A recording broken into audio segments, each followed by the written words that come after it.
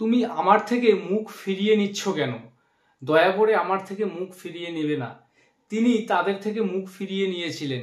তো এই যে কথাগুলি আমরা বাংলায় বলে থাকি বা শুনে থাকি, এই কথাগুলিকে কিভাবে ইংরেজিতে বলতে হয় আজকের এই ক্লাসে তোমাদের শিখিয়ে দিব একটি ফ্রেজকে ব্যবহার করে। সেই সঙ্গে আরো অনেক সেন্টেন্স রয়েছে। তো খুব গুরুত্বপূর্ণ আজকের এই ক্লাসটি, মনোযোগ সহকারে ক্লাসটি দেখার চেষ্টা করবে। আর পুরো ক্লাসটি দেখার পর ভালো লাগলে অবশ্যই ভিডিওটিতে একটি লাইক, কমেন্ট এবং শেয়ার করতে ভুলবে না। তো এখানে প্রথমে একটি সেন্টেন্স লিখেছি যে তিনি তোমার থেকে মুখ ফিরিয়ে নেবেন। তো সে আমার থেকে মুখ ফিরিয়ে নিচ্ছে। তো এই মুখ ফিরিয়ে নেওয়া কথাটার অ্যাকচুয়াল অর্থটা কি?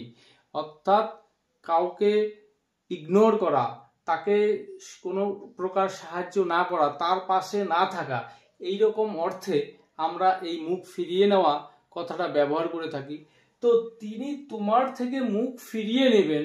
তো সিম্পল ফিউচার টেন্সে রয়েছে এই সেন্টেন্সটি। এই সেন্টেন্সটাকে আমরা ইংরেজিতে কিভাবে বলবো? তো he or she subject will turn her face on you. তিনি তোমার থেকে তার মুখ ফিরিয়ে নেবেন। তো এই সেন্টেন্সটাকে আমরা বলবো he or she will turn her face on you. তো এখানে যেই ফ্রেজটিকে ব্যবহার করে সেন্টেন্সটি তৈরি করলাম, turn your face, turn your face on, তারপর সামওয়ান। তো এখানে অ্যাকর্ডিং টু সেন্টেন্স বিভিন্ন রকম প্রোনাউন আসতে পারে। তো এখানে তিনি তোমার থেকে মুখ ফিরিয়ে নেবেন। তো এখানে subject he or she will turn, এখানে যেহেতু শি দিয়ে সেন্টেন্স শুরু করেছি, সাবজেক্ট শি, তো এখানে হার ফেস। তো এখানে সাবজেক্ট যদি হি থাকতো সেক্ষেত্রে হিজ ফেস। তোমার থেকে অন ইউ, তার থেকে অন হিম, তাদের থেকে অন দেম।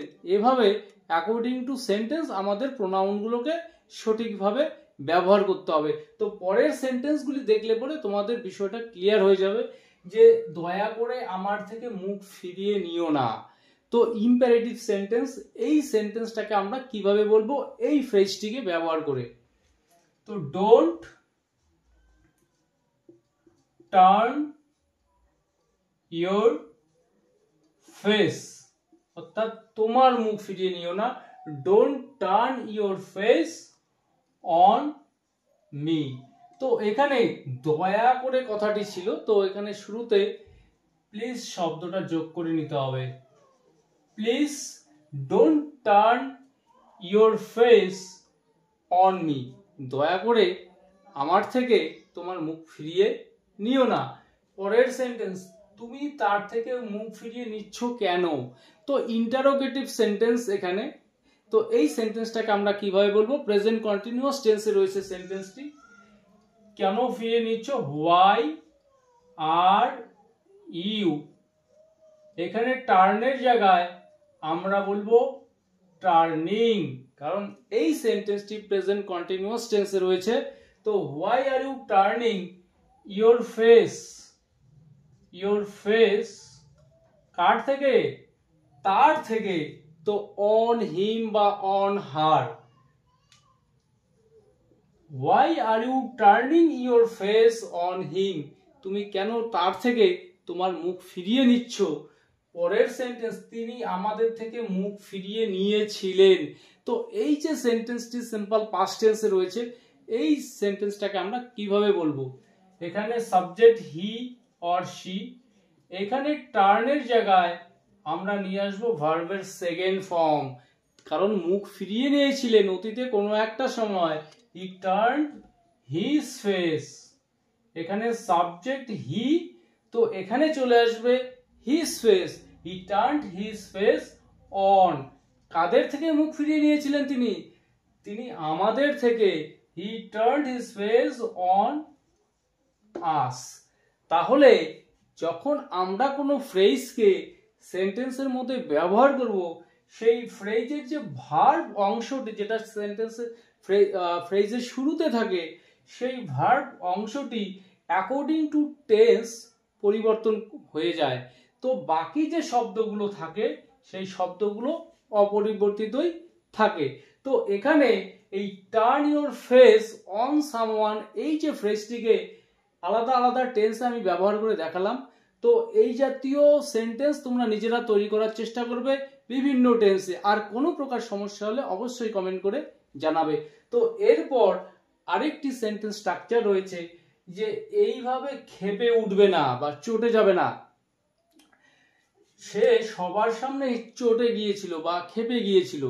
তো এই সেন্টেন্সগুলো আমরা কিভাবে বলবো?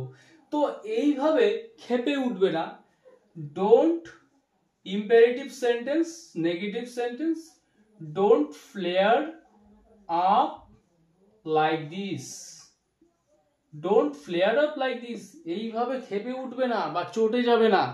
তো এখানে একটি ফ্রেজাল ভার্ব ব্যবহার করেছি, ফ্লেয়ার আপ, এর অর্থ হচ্ছে জ্বলে ওঠা, ক্ষেপে ওঠা। তো এখানে চটে যাওয়া বা ক্ষেপে ওঠা অর্থে ব্যবহার করা হয়েছে। এই ফ্রেজাল ভার্বটি আরো অন্যান্য অর্থেও ব্যবহার করা হয়। এবং একই সঙ্গে এটাও মনে রাখতে হবে এই ফ্লেয়ার আপের জায়গায় অন্য কোনো ভার্ব প্রতিশব্দ ব্যবহার করেও এই সেন্টেন্সগুলো বলা যেতে পারে। তো পরের সেন্টেন্সটা লক্ষ্য করো, সে সবার সামনে ক্ষেপে উঠেছিল। তো সিম্পল পাস্ট টেন্সে রয়েছে সেন্টেন্সটি। এই ফ্রেজাল ভার্বটিকে ব্যবহার করে এই সেন্টেন্সটি তৈরি করব। হি, এখানে ফ্লেয়ার জায়গায় ফ্লেয়ারের সেকেন্ড ফর্ম আমরা ব্যবহার করব flared up. He flared up in front of everyone. He flared up in front of everyone. সে সবার সামনে ক্ষেপে উঠেছিল। তো এখানে আরেকটি সেন্টেন্স, তুমি চটে যাচ্ছ কেন। তো চটে যাচ্ছ কেন বা ক্ষেপে যাচ্ছ কেন সেম অর্থ। তো এই ফ্রেজাল ভার্বটি ব্যবহার করে এই সেন্টেন্সটিও তৈরি করব। Why are you flaring? Why are you flaring up? তুমি চটে যাচ্ছ কেন বা রেগে ক্ষেপে যাচ্ছ কেন। তো এখানে কয়েকটি সেন্টেন্স দেখালাম। তো এরপর আরেকটি সেন্টেন্স স্ট্রাকচার রয়েছে যে সবকিছু আগের মতোই, যে তোমাকে আগের মতোই লাগছে, যে তারা আগের মতোই দুষ্টু, সেই ক্লাস 5-এ যেরকম দুষ্টু ছিল এখন ক্লাস 12-এ পড়ে সেই রকমই রয়েছে। তো এই সেন্টেন্সগুলোকে আমরা ইংরেজিতে কিভাবে বলবো? যে সবকিছু আগের মতোই। তো everything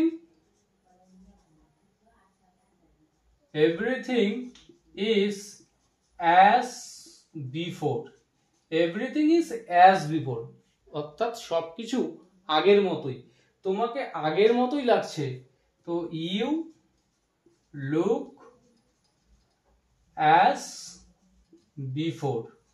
you look as before, তোমাকে আগের মতোই দেখাচ্ছে বা আগের মতোই লাগছে বা আগের মতোই লাগে।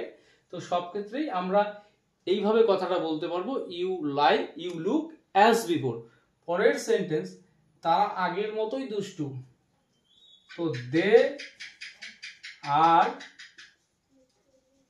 নটি অ্যাজ বিফোর।